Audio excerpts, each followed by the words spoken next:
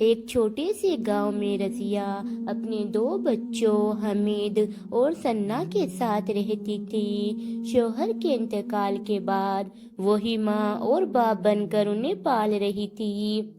غریبی تھی لیکن ایمان اور ادب کی دولت کبھی ختم نہیں ہوئی۔ رضیہ ایک سلائی کرنے والی عورت تھی۔ صبح سے شام تک کپڑے سلا کرتی اور اللہ کا شکر ادا کرتی۔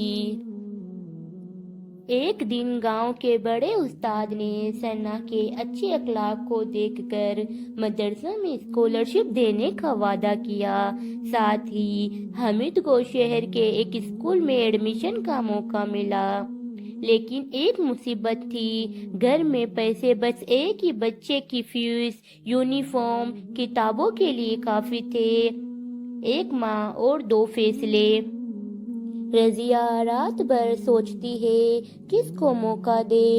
اگر ثنا کو بھیج دوں تو دوسروں کی بیٹیوں کی طرح وہ بھی تعلیم حاصل کر سکتی ہے، لیکن حامد گھر کا بڑا ہے، اس کے لیے اسکول جانا ضروری تھا۔ دل ایک طرف کھینچ رہا تھا، زخم دوسری طرف۔ آخر رضیہ نے حامد کو اسکول بھیجنے کا فیصلہ کیا۔ ثنا چپ ہو گئی۔ اس نے صرف اتنا کہا، امی اللہ سب دیکھ رہا ہے، میں راضی ہوں۔ لیکن اس کی آنکھوں میں نمی بتا رہی تھی کہ اس کا سپنا ٹوٹ گیا۔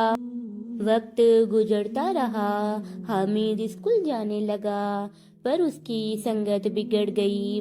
نئے دوستوں نے اسے غلط راستہ دکھانے لگے۔ دوسری طرف ثنا گھر پر ہی رہ گئی، لیکن اس نے قرآن اور حدیث کی پکڑ، دین کی سمجھ اور بھی گہری کر لی۔ ایک دن حمید کچھ غلط سنگتیوں کے ساتھ پکڑا گیا۔ پولیس نے رضیہ کو بلایا۔ ماں کا دل ٹوٹ گیا۔ رضیہ اس رات رونے لگی، یا اللہ، کیا میں نے غلط فیصلہ کیا تھا؟ ثنا نے ہاتھ رکھا اور کہا، امی انسان غلطی کرتا ہے لیکن اللہ کبھی ناانصافی نہیں کرتا۔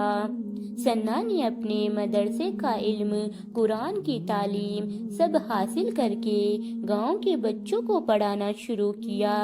دھیرے دھیرے لوگ اسے عزت دینے لگے۔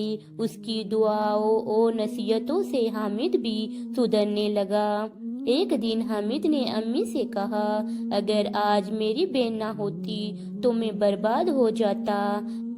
امی، آپ نے جسے موقع نہیں دیا، اللہ نے اسے ہم سب کے لیے رحمت بنا دیا۔